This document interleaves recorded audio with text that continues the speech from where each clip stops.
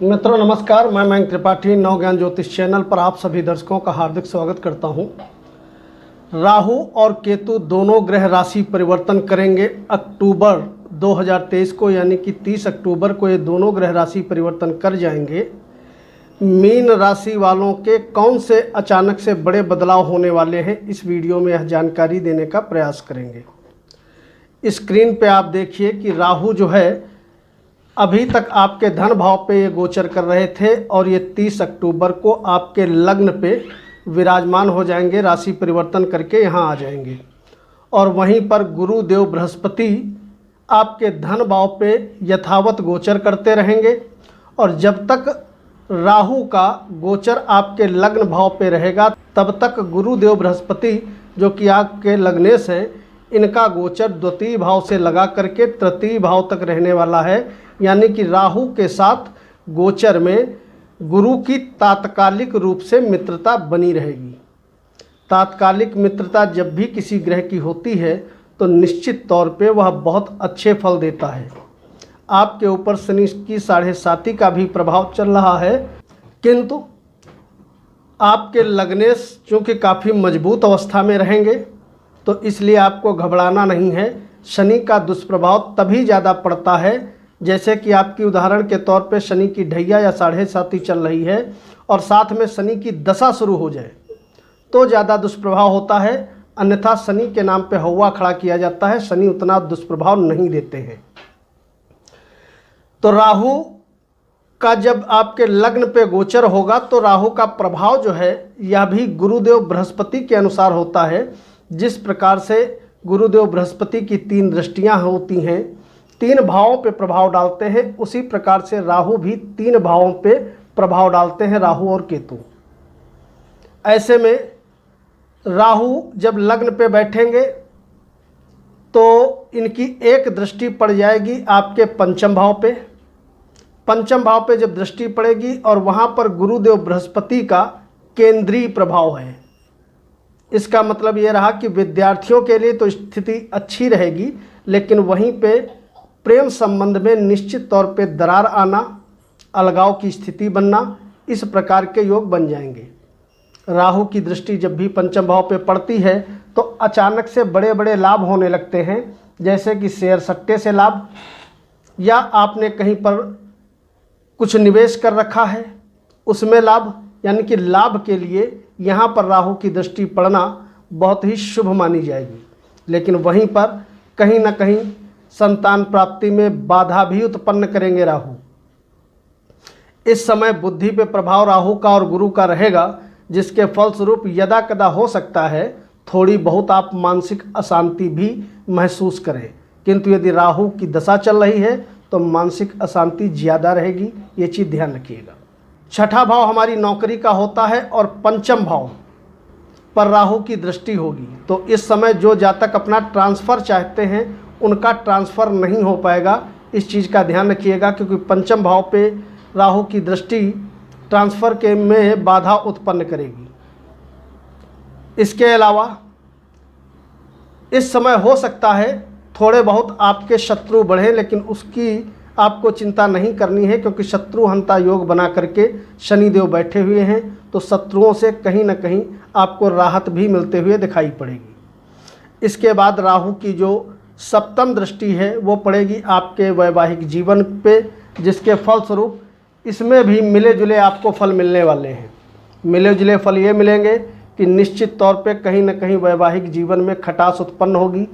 पति को पत्नी का स्वास्थ्य का ध्यान रखना चाहिए और पत्नी को पति के स्वास्थ्य का ध्यान रखना चाहिए। स्वास्थ्य थोड़ा बहुत उठापटक कर सकता है और कहीं ना कहीं वैचारिक मतभेद भी होते हुए आपको दिखाई पड़ेंगे। किंतु यदि आप कोई भी बिल्डिंग का काम करते हैं, कंस्ट्रक्शन का काम करते हैं, कोयले का काम करते हैं, पेट्रोलियम से संबंधित कोई व्यापार करते हैं, ब्यूटी पार्लर का काम करते हैं, या फिल्म इंडस्ट्री से जुड़े हैं, सिनेमा से जुड़े हैं, कॉस्मेटिक का काम करते हैं, न्यूज़पेपर का काम करते हैं, स्टाम्प वगैरह का काम करते हैं, या किसी भी प्रकार का रेस्टोरेंट का काम करते हैं, तो निश्चित तौर पे आने वाला समय अक्टूबर 2023 से लगा करके मई 2025 तक का जो समय रहेगा आपके लिए बहुत शानदार रहेगा। सप्तम भाव चूँकि व्यापार का होता है, तो व्यापार यदि जो मैंने गिना दिया ये आप कर रहे हैं तो व्यापार में आपको लाभ होगा, किंतु पार्टनरशिप में व्यापार कर रहे हैं तो मतभेद होगा। वैवाहिक जीवन में मैंने बता दिया दिक्कत होगा। इस समय राहु का एक प्रभाव रहेगा आपके भाग्य स्थान पर। यहाँ पर परम शत्रु की दृष्टि राहु डालेंगे, क्योंकि मंगल को सबसे पक्का दुश्मन अपना मानते हैं राहु महाराज। ऐसे में भाग्य से बहुत ज़्यादा उम्मीद इस पीरियड में आपको नहीं करना चाहिए। जो कुछ आपको करना है अपने पुरुषार्थ के दम पे, बाजुओं के दम पे करना होगा, जब तक कि गुरुदेव बृहस्पति राशि परिवर्तन करके तृतीय स्थान में नहीं आ जाते हैं। यानी कि 5-6 महीने भाग्य आपका बहुत ज़्यादा साथ नहीं देगा। और वहीं पर कहीं ना कहीं जब भाग्य भाव कमज़ोर होता है तो जातक हो या जातिका हो, उसका पूजा पाठ में मन नहीं लगता है। उससे कितना भी कहो, लेकिन कहीं ना कहीं उसके अंदर आस्तिकता जो है घर कर जाती है। ये तो थे राहु के प्रभाव। अब जानते हैं केतु क्या प्रभाव देंगे। तो केतु का भी जो प्रभाव है राहु और गुरु के अनुसार होता है, और केतु की भी दृष्टियां 3 कमाल की होती हैं जिस प्रकार से गुरु की होती हैं। तो केतु का एक प्रभाव पड़ने वाला है आपके इच्छा पूर्ति के भाव पे। ऐसे में इस समय आपको बड़े बड़े लाभ होना शुरू हो जाएंगे। कोई अगर लंबे समय से आपकी इच्छा अधूरी है तो वह निश्चित तौर पे केतु की कृपा से आपकी पूरी हो जाएगी। और साथ ही साथ केतु मैंने पिछले वीडियो में बताया था, जहाँ बैठते हैं वहाँ भाव भी जागृत रखते हैं। जहाँ इनकी दृष्टियाँ होती हैं उस भाव के प्रभाव को भी ये बढ़ाने का काम करते हैं। तो इस समय हो सकता है आपके अंदर लोभ और लालच की मात्रा बढ़ जाए। अगर आप कहीं नौकरी वगैरह कर रहे हैं तो हो सकता है दाएं बाएं से भी पैसा आने के योग यहाँ पर दिखाई पड़ रहे हैं। यह योग और भी ज़्यादा तब प्रबल हो जाएंगे जब केतु की दशा चल रही होगी। यहाँ पर जो व्यक्ति टूरिंग ट्रेवलिंग का काम कर रहे हैं, सेल्स का किसी भी प्रकार का किसी भी क्षेत्र में काम कर रहे हैं, उनके लिए विशेष लाभप्रद स्थिति दिखाई पड़ेंगी। यानी एक्सपोर्ट इंपोर्ट का व्यापार हो गया, सेल्स का व्यापार हो गया, और भी तमाम ऐसे व्यापार हैं जो जातक घूम घूम के करता है, ट्रैवल कर करके करता है, उसमें स्थितियां बड़ी बेहतर रहेंगी। इसके अलावा एकादश भाव अनंत इच्छाओं का होता है, जिसके फलस्वरूप एक इच्छा तो आपकी पूरी होगी, वैसे ही दूसरी इच्छा सर उठा लेगी। अगर केतु की दशा चल रही है तो आपकी जितनी भी इच्छाएं हैं सब पूरी होती चली जाएंगी, किंतु ये दशा नहीं चल रही है फिर भी इच्छाएं आपकी पूरी होंगी, लेकिन वहीं पर कहीं ना कहीं बड़े चाचा से, बड़े ताऊ से वैचारिक मतभेद भी होते हुए आपको दिखाई पड़ेंगे। केतु का प्रभाव नवा पड़ेगा आपके तृतीय स्थान पर, तीसरे भाव पे जब ये दृष्टि डालेंगे तो मान के चलिए इस समय एनर्जी लेवल आपका बहुत ज़्यादा बढ़ जाएगा, पराक्रम आपका बढ़ जाएगा, पुरुषार्थ करने की क्षमता आपके अंदर बढ़ जाएगी। जो काम करोगे तन मन से करोगे, जिसका कहीं ना कहीं बेनिफिशियल रिजल्ट भी आपको मिलने वाला है।